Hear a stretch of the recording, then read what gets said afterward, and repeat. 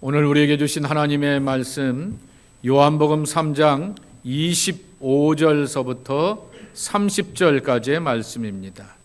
이에 요한의 제자 중에서 한 유대인과 더불어 정결 예식에 대하여 변론이 되었더니 그들이 요한에게 가서 이르되 랍비여 선생님과 함께 요단강 저편에 있더니 곧 선생님이 증언하시던 이가 세례를 베풀매 사람이 다 그에게로 가더이다. 요한이 대답하여 이르되 만일 하늘에서 주신 바 아니면 사람이 아무것도 받을 수 없느니라. 내가 말한 바 나는 그리스도가 아니요 그의 앞에 보내심을 받은 자라고 한 것을 증언할 자는 너희니라. 신부를 취하는 자는 신랑이나 서서 신랑의 음성을 듣는 친구가 크게 기뻐하나니 나는 이러한 기쁨으로 충만하였노라. 그는 흥하여야겠고 나는 쇠하여야 하리라 하니라. 성경에는 자신의 인생을 향한 하나님의 시간과 때를 알고 순응한 사람들이 있습니다. 그것을 한자로 변하게 되면 순명입니다. 명에 순응한다라고 하는 것입니다. 이 하나님의 시간으로 알고 순종한 사람들 몇몇을 한번 예를 들어보려고 합니다. 먼저는 모세입니다. 신명기 32장 49절서부터 50절에 보게 되면 이런 말씀이 있습니다. 너는 여리고 맞은편 모압 땅에 있는 아바림 산에 올라가 느보 산에 이르러 내가 이스라엘 자손에게 기업으로 주는 가나안 땅을 바라보라. 여기를 바라보게 되면 모세가 벅차고 기대가 많습니다. 40년 동안 애쓰고 마음 쓰면서 드디어 이스라엘 백성들을 광야 끝자락을 지나 가나안 땅으로 이끌었구나. 봤지 라고 이렇게 하나님께서 모세에게 보여주시게 되었는데 이렇게 그 다음 말씀입니다. 내 형 아론이 호르산에서 죽어 그의 조상에게로 돌아간 것 같이 너도 올라가는 이 산에서 죽어 내 조상에게로 돌아가리니 모세야 너 여기까지 너도 죽어 너도 네 형 따라갈 거야 라고 이렇게 말하게 되는 것입니다. 이거 가만히 읽어보게 되면 사람 약 올리는 것 같아 보이게 됩니다. 수고한 만큼 어떠한 보상과 결과가 맺어질 것 같아 보이게 되는데 하나님은 거기서 모세의 발걸음을 멈추게 하시게 되었던 것입니다. 아쉬움이 많은 모세였지만은 하나님의 부르심 앞에 자신의 때를 알고 이스라엘을 마지막으로 여러분 이 33장 말씀에 보게 되면 유명한 말씀이 있지 않습니까? 이스라엘이여 여러분들은 행복한 사람들입니다 라고 하면서 마음껏 그의 입을 열어서 정말 하나님의 축복을 온 백성들 가운데 나누게 되었던 뒷모습이 아름다운 사람 모세를 만날 수가 있습니다. 또 한 사람의 이름입니다. 자신의 삶에 위치하게 되었던 왕으로서의 영광과 존귀함이 자기 동족 유다 백성들을 구원하기 위한 하나님의 시간으로 이해하면서 겸손히 섬겨가게 되었고 단호함으로 섬겨가게 되었던 한 여인을 찾아보게 됩니다. 에스더서 4장 14절 말씀을 공동 번역으로 있는데요. 우리 한번 읽어볼까요? 밑줄 친 거에 강조점을 두면서 한번 읽어보실까요? 이런 때에 왕후께서 끝내 입을 다물고 있으면 다른 데에서라도 구원의 손길이 와서 유다인들 앞에 살 길이 열릴 것이요 그렇게 되면 왕후는 일가 친척들과 함께 망할 줄 아시오. 바로 이런 때에 손을 쓰라고 왕후의 자리에 오른 일이 아니겠소. 어떤 번역에 보게 되면은 이런 경우에 어떤 말씀에 보게 되면 이런 일에라고 말하게 되었습니다. 쉽게 표현하게 되면은 에스더는 때와 경우를 잘 아는 사람이라 이렇게 말할 수 있을 것입니다.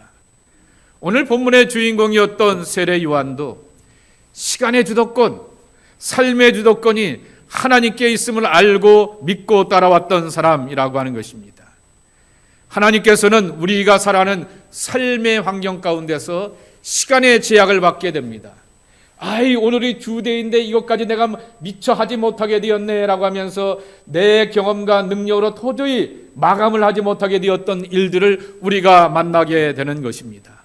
내가 거기 갔어야 되는데 몸이 약하여서 여러 가지 형편과 처지가 되어서 그 자리 그곳에 내가 나가지 못하게 되었고 그런 일을 하지 못하게 되었어 라고 하게 되었던 시간과 공간의 한계를 경험하게 되는 것입니다.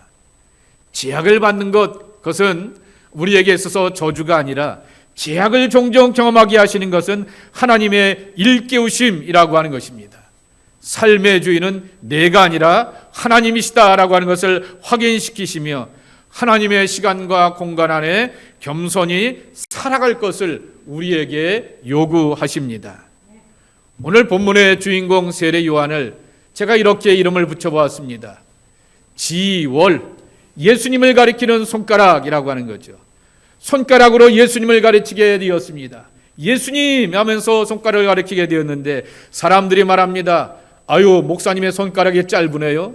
목사님의 손가락의 손톱에 때가 덕지덕지 있네요. 손톱이 갈라졌네요. 매니큐어를 칠했네요 라고 하면서 이것을 향하여서 판단한 경우들 많게 되는데, 그러나 세례 요한은 단호하고 분명하게 예수님을 가리키는 손가락으로서 그의 삶과 사역을 이뤘다라고 하는 것입니다. 참된 증언자이자 그러기 위하여서 자기를 부정할 줄 아는 사람이 바로 세례 요한이라고 하는 것입니다. 오늘 원래 본문의 말씀은 22절서부터 36절까지의 말씀이 세례 요한에 대한 말씀입니다. 24절을 더 읽어보겠습니다. 요한이 아직 옥에 갇히지 아니하였더라 그랬습니다. 요한이 아직 옥에 갇히지 않았더라라고 말합니다. 이 말의 뜻은 뭐냐합니까? 요한의 사역이나 그리고 예수님의 사역이 서로 겹치면서 오버랩이 되었다라고 하는 것입니다. 여러분 마태, 마가, 누가복음을 보시게 되면은 예수님의 사역이 언제서부터 시작되었냐라고 말하게 되면은 세례 요한이 헤롯의 미움과 그리고 증오를 받아서 감옥에 갇히게 된 그때서부터 예수님의 사역이 있었다라고 말하게 되는데, 요한복음은 의도적으로 요한이 아직 감옥에 갇히지 않았을 때 이미 예수님은 사역을 하고 있게 되었고 서로의 사역이 겹쳤더라라고 말하게 됩니다. 그리고 25절에 보게 되면은 요한의 제자 중에서 누군가가 한 유대인과 더불어서 전결 예식에 대하여서 논쟁, 변론이 있었다라고 이렇게 말하게 되는 것입니다. 두 가지의 논쟁이었습니다. 하나는 말 그대로 유대인과 더불어서 야, 속죄 제물을 드리게 되고 많은 제물을 드리게 되면 다 하나님 앞에 용서받고 하나님 앞에 나가는 것이지 뭐 무슨 또 이렇게 세례를 받으라고 이렇게 강조해 라고 하게 되었을 때, 요한의 제자는 요한처럼 분명히 말했을 것입니다. 우리가 마음의 할례를 받아야 되는 것이고 우리가 마음속에 거듭남을 가지고서 하나님 앞에 나가면서 상한 심령으로 예배드리며 그 믿음의 고백을 따라서 너도 세례를 받아야 돼. 물로서 때를 닦고 물로서 냄새를 씻기듯이 우리의 죄를 이렇게 씻어야 돼라고 하는 세례 요한이 정하게 되었고 예수님이 전하게 되었던 그 이야기를 하게 되었던 것이 첫 번째 변론의 내용입니다. 두 번째 변론은 이제 예수님의 사역도 겹치고 요한의 사역도 겹치게 되니 누구의 세례가 더 특별한가라고 하는 것을 가지고서 논쟁을 겹치게 되는 거죠. 야, 요한이 세례를 주게 되지만은 저기 나사렛 예수도 세례를 주게 되는데 그 양반은 하나님의 아들이라고 말하게 되는데 네 선생이 오라 아니면은 예수의 세례가 오라라고 하게 되면서 이러한 논쟁도 있게 되었다라고 하는 것입니다.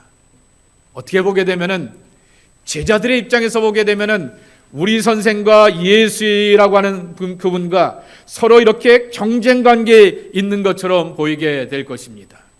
그런데 여기 26절 다시 한번 스크린에 올려주시게 되면은 납비어 선생님과 함께한 요단강 저편에 있던 이 고 선생님이 증언하던 이가 세부를 베풀어 사람이 다 그에게 가나이다 그랬습니다. 여러분 생각해 보세요. 강림교에 있는 교인들이 다 옆에 있는 큰 교회로 가버렸다라고 생각하게 되면은 여기 있는 교회를 지키는 사람들의 입장이 어떤 경우겠습니까? 그러니 그런 반응을 하게 되었으니 굉장히 제자의 반응 속에 보게 되면 그 표현은 살짝 뉘앙스가 예수님과 자기 선생 요한과의 경쟁의 관계를 가지고서 그것을 이해하고 있는 것을 보게 되는 것입니다. 세례 요한을 삶을 한마디로 이렇게 정의할 수 있게 되는데요. 뭐라고 정의하냐라고 말하게 되면은 나는 아니다라고 하는 자기 부정의 고백이라고 하는 것입니다. 난 아니야라고 하는 것입니다. 사람들이 세례 요한에게 와서 세 가지 질문을 던져보게 됩니다. 당신은 엘리야이십니까? 라고 하는 것입니다. 난 아니야. 엘리야처럼 탁월한 기적과 능력과 하나님의 역사를 비를 준비해 준다고 하는데 하나님이 그 비를 준비해 주는 것을 나는 이룰 수 있는 능력이 없어 라고 하면서 나는 엘리야가 아닙니다 라고 하면서 자기의 능력을 향해서 내리는 그러한 겸손한 세례 요한을 만나게 되는 것입니다. 하나님의 예언자들은 언제나 심판과 경고와 질책의 말씀도 하게 되는데 당신 하나님의 바른 소리를 전하게 되었던 예언자이십니까? 말하게 되었을 때 난 아니야. 다만 광야에서 외치는 자의 소리일 뿐이야 라고 하면서 자기를 또 내려놓게 되는 것입니다. 많은 사람들이 당신 앞에 와서 세례를 받게 되고 용서의 기쁨과 감격을 간직하게 되는데 많은 사람들로부터 신망을 얻고 있게 되니 성경이 약속하시게 되었던 오실 메시아 그리스도가 당신이십니까? 라고 말하게 되었을 때 분명하게 말하게 되는 것입니다. 나는 오실 메시아 그리고 나사렛에서 오시게 되었던 세상죄를 지고 가는 하나님의 어린 양에 대하여서 신발매를 메고 신발끈을 들고 매기에도 감당할 수 없는 부끄러운 존재야 라고 하면서 자기를 깎고 겸손히 부정하는 그 진실한 모습을 보여주게 되는 것입니다. 오늘 본문의 말씀을 보게 되면 세례 요한이 자신의 제자들과 함께 대화 속에서 나사렛 예수가 하늘에서 오신 분, 하나님의 구세주라고 분명히 증언하는 예수님의 손가락이라고 자기는 이렇게 그런 삶을 산다라고 이렇게 고백하고 있게 되는 것입니다. 자, 우리 모두는 어떤 존재냐라고 하면은 28절에 나오는 그러한 말씀입니다. 다시 한번 읽어보겠습니다. 내가 말한 바 나는 그리스도가 아니요 그의 앞에 보내심을 받은 자라고 한 것을 증언할 자는 너희니라. 세례 요한이 이제 뭐라고 말하냐고 하면은 나는 이제 분명히 말하지만 그리스도가 아니야, 메시아가 아니야 라고 이렇게 말하게 된 다음에 너희는 어떤 존재냐라고 말하게 되냐고 하면은 그의 앞에 보내심을 받은 자라고 하는 것입니다. 오늘 말씀의 제목을 보게 되면 다른 성경에는 먼저 보내심을 받은 자라고 이렇게 번역을 해놓게 되었던 것입니다. 먼저 보내심을 받아서 길 닦아 놓는 자, 먼저 보내심을 받아서 모든 일정에 대하여서 어레인지 해놓는 자, 먼저 보내심을 받아서 알아서 준비하는 자, 그것이 바로 제자들 너희들의 모습이다 라고 말하게 되는 것입니다. 그것을 우리는 요한의 제자에게만 주어진 사명이 아니라 우리 모두에게 주어진 자, 다 예수님 앞에 먼저 보내심을 받아서 앞서서 예수님을 향하여서 길을 열어놓고 예수님을 안내하고 소개하고 증언하는 것이 우리의 사명과 본분이라고 하는 것입니다.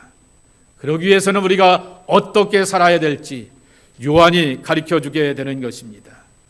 첫째로는 요한은 주님의 백성이 되는 것으로 기뻐하였다라고 하는 것입니다. 다시 표현하게 되면 나는 다만 신랑의 들러리일 뿐이야 라는 말씀입니다. 29절 다시 한번 읽어보겠습니다. 신부를 취하는 자는 신랑이나 서서 신랑의 음성을 듣는 친구가 크게 기뻐하나니 나는 이러한 기쁨으로 충만하였노라.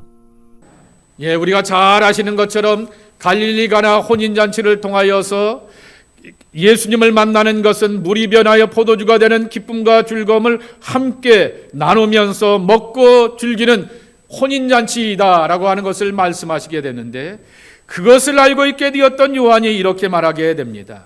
신부가 누구를 기다리겠니? 신랑을 기다릴 거 아니냐라고 하는 것입니다. 신랑 되시는 예수님 메시아가 여기 계시는데 이 수많은 하나님의 백성들이 다 신부가 되어서 그분을 만나고 그분과 함께 더불어 교제하게 되었을 때 나는 이 신부들이 신랑 되시는 예수님을 만남으로 말미암아 그것으로 기뻐한다 그랬습니다. 단지 기뻐하는 것이 아니라 끝에 보게 되면은 이 기쁨으로 충만할 것이다 라고 하는 것입니다. 세례 요한의 삶을 이렇게 평가할 수 있을 것입니다. 중심이 되기보다는 중심을 비워주는 삶이라고 하는 것입니다. 이 교회에서 중심은 나야가 아니라 이 교회에서 중심은 예수님이야 라고 하는 것입니다. 이 사역에서 이 일에 있어서 모든 것의 중심은 바로 예수님이 되어야 돼 라고 하면서 자기를 비추고 자기를 낮출 줄 아는 그러한 삶이 바로 요한의 삶이라고 하는 것입니다. 그래서 나는 아니다 라고 하며 자기 부정과 자기 죽음에 철저한 삶을 살아오게 되었던 신실한 인물이라고 하는 것입니다. 여기 30절에 나오게 되었던 유명한 말씀이 있지 않습니까? 그는 흥하여야 하겠고 나는 쇠해야 하리라 라고 하는 말씀을요, 밑에 있는 현대어 성경을 한번 읽어볼까요? 나 이렇게 비교하게 됩니다.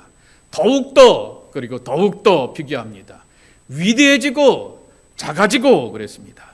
getting greater, 점점 더 커져야 될 뿐이고 라고 말합니다. getting smaller, 점점 더 작아지고 라고 하면서 예수님과 자기를 향하여서 분명히 비교하게 되면서 자기를 낮출 줄 아는 그러한 모습이라고 하는 것입니다.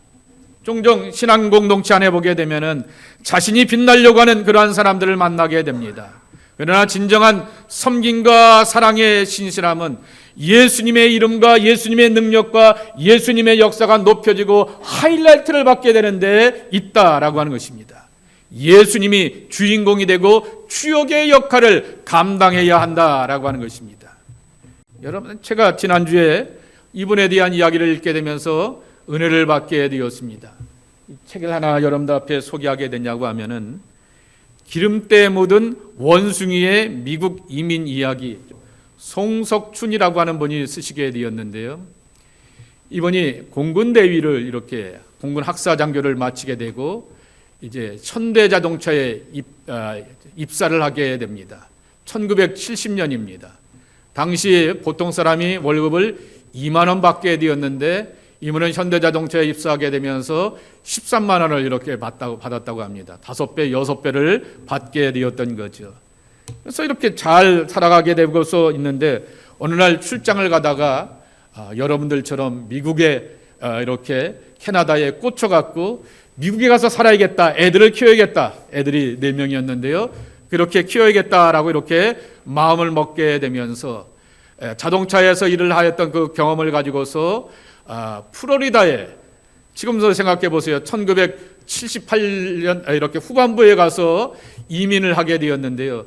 지금도 그 동네에는 한국 사람들이 많지 않게 되는데 그 옛날에 한국에 거기까지 가겠다라고 하는 것을 생각해 보시기 바랍니다. 그러니 거기에서 가서 이렇게 자리 잡고 정착하게 되는데 거기서 이렇게 자라면서 이렇게 사업장을 꾸려나가면서 자동차 정비 공장을 하게 되면서 살아가게 되는데 어느 날 큰 해프닝이 벌어지게 됩니다. 아들놈이 중학교 2학년, 6학년, 7학년짜리가 하나 있게 되었는데 맨날 학교만 갔다 오게 되면은 왕따 당한다 말하게 되고 얼굴에 이렇게 상처와 멍이 들어오게 되고 온몸에 멍이 들어오게 되는데 하루는 사고를 치어도 된통 쳤던 것입니다. 학교에 있는 아이들이 자기를 향해서 이 따돌림이 너무나 심하게 되니까 휴일날에 학교를 뒤집어 엎어놓게 되었습니다. 교실 하나를 뒤집어 놓은 것이 아니라 전체 학교를 다 뒤집어 엎어놓게 되었던 거죠. 모든 기물들을 다 때려부시게 되었던 것입니다. 그래서 중학교 2학년짜리, 이 7학년짜리가 감옥에 이렇게 갇히게 되었고 교도소에 이렇게 수감되게 되었던 것입니다. 그리고는 학교에서도 이렇게 용서할 수 없다, 교장이 단호하게 끊게 되고 교육감을 만나도 그렇게 말하게 되고 결국 지역에 있는 사람들이 아무개네 집이야 라고 하면서 이렇게 말하기도 하게 되었고 그리고 한인들이 오고 가다 보게 되면 어쩌다 만나게 되면 그 사람네는 누구누구의 집에 아버지가 엄마하고 누구 애들이야 라고 하게 되면서 피하게 되었고 그들이 다니게 되었던 교회에서조차도 이렇게 따돌림을 당하게 되면서 제낌을 당하게 되는 그러한 삶을 살게 되었다라고 하는 것입니다. 근데 문제는 이 아버지 송석준 씨가 어떤 일을 하였냐고 하면은 이렇게 아이가 감옥에 갇히게 되었고 학교가 다 부서지게 되었을 때 그 다음에 정리가 된 다음에 매일매일 나머지 세 아이를 데리고 저녁 때마다 청소하러 가게 됩니다. 마대질을 이렇게 하게 되고요. 이렇게 걸레로 닦아가게 되면서 학교를 청소를 쭉쭉 하고 있게 되는 것입니다.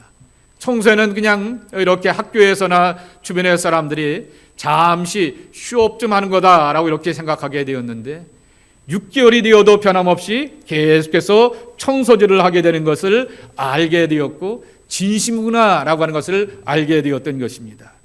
그랬더니 이 기사가 동네 노칼 신문에 알려지게 되었습니다. 그리고는 그 노칼 신문의 기사를 봐오고는 AP통신이 이것을 또 받아가지고서 장황하게 이것에 대하여서 소개하게 되었던 것입니다. 그래서 미 전역에서 이 가족에 대한 삶의 이야기가 함께 나눠지게 되었던 것입니다. 그랬더니 이분들을 위하여서 여기저기서 5불짜리, 10불짜리, 20불짜리 체크가 이렇게 날라오게 되는 것입니다. 그리고 그에 대하여서 그것을 향하여서 용서해달라고 하는 탄원서가 쭉 날라오게 되니까 6개월 만에 그는 아들이 돌아오게 되었던 것입니다. 그리고는 아들이 깨닫고 체험하게 되었던 것이 이 자기 공동체에 있는 자기 또래 애들은 나를 향하여서 놀리게 되고 뭐라고 말하게 되고 말 그대로 원숭이라고 이렇게 아시안 원숭이라고 말하게 되면서 그렇게 행하는 줄 알게 되었는데 사랑하고 이렇게 하는 사람들이 있게 되었고 5불짜리, 10불짜리, 20불짜리 체크를 보내주면서 우리 집을 향하여 나를 향하여서 격려하는 사람들이 있구나라고 하는 것을 알게 되면서 그가 이렇게 깨우치게 되고 돌아서게 되면서 새로운 삶을 살게 되었다라고 하는 것입니다. 나중에 이분이 지금은 이제 어디서 일을 하냐고 하면은 나사에서 일하게 되는데 나사에서 이렇게 석사 과정을 다 마치게 된 다음에 나사에 가서 일을 하게 되면서 이렇게 소개하게 되고 이 정보들을 향하여서 이렇게 함께 나누게 되었던 중요한 역할 속에서 쓰임받는 그러한 삶을 살게 되었다라고 하는 것입니다. 그러면 바로 믿게 되었던 여동생은 그 지역의 은행장이 되었다라고 하는 그러한 이 기사와 내용들이 이 책에 보게 되면은 실려져 있는 것을 보게 됩니다. 아버지와 사랑하는 세 동생이 이 오빠와 그리고 형제를 향하여서 희생적인 사랑과 수고와 마음을 다하게 되고 정말 진심을 다하게 되면서 정말 모든 것을 나누게 되었을 때 아들의 삶이 변화되게 되면서 다른 사람들로부터 용기와 희망을 얻게 되는 그러한 모습의 기사라고 하는 것입니다. 세례 요한은 그리스도께서 이뤄가시는 혼인잔치에서 신랑과 신부를 위한 들러리로서 자신의 직분과 사역에 감사하며 만족한다라고 고백하고 있게 되는 것입니다. 하나님 나라의 주인공도 아니요 나와 예수는 경쟁 관계가 아니다라고 하는 것이고 오직 하나님의 시간에 따라서 부르심에 순종하는 자리에 내가 서 있다라고 고백하게 되는 것입니다. 우리가 섬기고 예비하는 교회라는 신앙 공동체에도 예수님께서 호스트가 되어주셔서 베푸시는 천국잔치에 예수님이 빛나고 주목받으시며 오직 예수님만 자라나고 증거되는 귀한 모습이 되어야 하는 것입니다. 이러한 마음가짐을 갖고 살아오게 되었던 요한이었기 때문에 누가복음 7장 26절 뭐라고 말씀하고 있어요? 선지자냐 옳다 내가 너에게 이르노니 선지자보다 훌륭한 자니라. 엘리야에서부터 쭉 오시게 되었던 많은 선지자보다 더 훌륭한 분이 이 세례 요한이다라고 예수님이 칭찬하시게 되었고 28절에 보게 되면은 여자가 낳은 자 중에 어떻게 하라고요? 가장 큰 자가 이인이라라고 말씀하여 주시면서 오고 왔던 수많은 사람들 가운데서 가장 탁월하고 신실한 이는 세례 요한이다라고 예수님 칭찬하시게 되었던 것입니다. 두 번째 세례 요한은 예수님의 위대한 앞에 자기 자신의 자금을 고백한 사람이라고 하는 것입니다. 읽지 않았지만 31절에 보게 되면 이런 말씀이 있는데요. 위로부터 오시는 이는 만물 위에 계시고 땅에서 난 이는 땅에 속하여 땅에 속한 것을 말하느니라. 하늘로부터 오시는 이는 만물 위에 계시나니. 여러분 요한복음을 읽을 때 팁 가운데 하나가 이원론적으로 이렇게 서로 비교할 때가 많이 있습니다. 위 혹은 하늘이라고 하는 말은 하나님의 거룩한 영역을 말하게 되는 것이고, 땅이라고 하는 것입니다. 세례 요한이 뭐라고 말하냐면은 예수님은 위로부터 오신 분이요, 예수님은 하늘로부터 오는 능력과 권세를 받으신 귀한 분이다 라고 하는 것입니다. 내가 사람들에게 많은 세례를 베풀게 되지만 나는 그저 땅의 사람이고 땅의 백성이야 라고 이렇게 자기 자신을 낮추고 있는 그러한 모습이라고 하는 것입니다. 오늘 여기 31절의 말씀에도 있는 것처럼 위로부터 하늘로부터 라고 하는 것은 같은 뜻의 다른 표현이라고 하는 것입니다. 그런데 예수님을 위로부터 오신 분, 하늘로부터 오신 분이라고 말하게 되었는데 팁이 하나 있게 됩니다. 예수님께서 니고데모와 함께 대화하시면서 내가 물과 성령으로 거듭나야 된다라고 이렇게 말씀하시게 되었습니다. 물과 성령으로 거듭난다라고 하는 히라보 아노텐이라고 하는 단어가 세 가지 뜻을 담고 있게 됩니다. 처음부터 철저하게라고 하는 거죠. 여러분 한번 생각해 보세요. 모든 일이 어그러지게 되고 뜻대로 안 되게 되면 이게 왜 안 됐지라고 하게 되면서 내가 처음부터 시작부터 꼼꼼하게 다시 한번 살펴본다라고 하는 것입니다. 그것이 바로 아노텐이라고 하는 말이고요.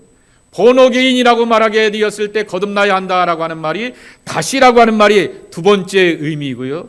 세 번째라고 하는 것은 위로부터 하나님께로부터라고 하는 것입니다. 그러니까 니고데모에게 이렇게 말하게 되었던 것이죠. 니고데모야, 바로 물과 성령으로 처음부터 끝까지 철저하게 하나님으로부터 오는 능력과 권세를 입어야지만 참 생명의 사람이 되고 거듭남의 삶이 되는 거야 라고 이렇게 말씀하시게 되었는데, 이 말을 그대로 받아서 세례 요한도 예수님은 처음부터 끝까지 철저하게 하나님의 뜻과 명령대로 살아오시게 되었다라고 하는 것입니다. 예수님은 영광만 드러내신 분이 아니라 자신의 뜻과 영광을 버리시고 하나님의 구원을 위하여서 낮아지신 분이고 겸손하셨던 분이다라고 하는 것입니다. 예수님은 태어나실 때도 왕궁에서 태어나신 것이 아니라 바로 베들레헴 마구간에서 태어나시게 되었고, 돌아가시게 되었을 때도 십자가에서 조롱과 수치 가운데 돌아가시게 되었고, 부활하시게 되었을 때도 자신을 핍박하는 사람들 앞에서 니들이 나 핍박했지라고 하면서 왕궁과 성전에서 드러나신 것이 아니라 갈릴리 호숫가에 가난한 제자들에게 나타나시게 되면서부터 철저하게 겸손의 모습을 보여주셨다라고 하는 것입니다. 요한 자신과 비교할 수 없는 능력이 예수님께 있게 되지만은 예수님은 하나님의 아들의 이름과 영광과 권세를 위하여서 산 것이 아니라 철저하게 하나님 아버지의 뜻대로 살아시게 되었던 진정한 거듭남의 참 모범이 된다라고 하는 것을 소개해 주게 되는 것입니다. 우리는 예수님의 삶과 사역을 통하여서 하나님 나라의 성취와 구원을 위하여서 자신을 쳐서 죽음까지도 복종시켜가는 진정한 겸손을 배우게 되는 것입니다. 사도 바울이 나는 날마다 죽노라 라고 고백하게 되듯이 세례 요한도 짧은 사역 가운데서 자신을 쳐서 복종시키는 겸손과 신실함의 삶이었고, 자신 앞에 빛나야 될 분은 오직 예수님이라고 고백하였다라고 하는 것입니다. 우리는 예수님의 세례 요한의 삶을 통하여서 우리와 똑같은 성정의 사람이었지만은 그리스도 앞에서 한없이 작아지며 겸손한 사역의 삶을 살아야 되는 것을 배우게 되는 것입니다. 어느 이민교회가 바둑교실을 열어놓게 되었는데요. 바둑에 단어들이 있지 않습니까? 그것을 영어로 쭉 번역해 놓았더라고요. 소탐대실, 소탐대실에 반대되는 단어가 사소취대라고 하는 말입니다. 이렇게 페니는 치아에다가 파운드는 잃어버리게 되는 어리석을 이렇게 범하는 사람들이 있는가 하면은 반대로 작은 것을 향하여서 희생하게 되면서 큰 것을 얻는 그러한 삶이라고 하는 것인데, 예수님이 그리고 우리와 똑같은 성정의 사람이었던 세례 요한이 그러한 삶을 살게 되었다라고 하는 것입니다. 예수님과 세례 요한의 삶과 사역은 자신보다 하나님 나라의 위대한 구원 앞에서 자신을 내어드릴 줄 아는 희생과 겸손의 삶을 살아오시게 되었다라고 하는 것입니다. 그런데 여기 결론의 말씀을 하나 보겠습니다. 34절입니다. 여러분, 마태복음을 흔히 유대인을 위한 복음서라 말합니다. 누가복음을 뭐라고 부릅니까? 이방인을 위한 복음서라 말합니다. 마가복음을 뭐라고 부릅니까? 가난한 자들을 위한 복음서라 말하게 됩니다. 그리고 시라버로 쓰여지게 되었던 이 요한복음을 향하여 뭐라고 말하냐고 하면은 바로 시란 말 줄 아는 당대의 철학을 공부한 지식인들을 위한 복음서라 이렇게 말하게 되는 것입니다. 그런데 요한복음을 향하여서 오해하지 말아야 될 것은 지식인들을 위한 복음서라고 이렇게 요한복음을 이름을 붙이게 되지만은 항상 예수님의 사역을 무슨 사역? 성령 사역과 연결시켜가게 되는 것입니다. 그래서 니고데모라고 하는 당대의 젊고 똑똑한 엘리트를 향하여서 물과 성령으로 거듭나야 된다라고 하면서 물의 속죄의 은혜도 경험하게 되지만은 성령의 임재를 향하여서 강조하고 있게 되는 것이죠. 이 성령의 능력은 요한의 설교에도 이렇게 34절에도 보게 되면은 담겨져 있게 되는 것이죠.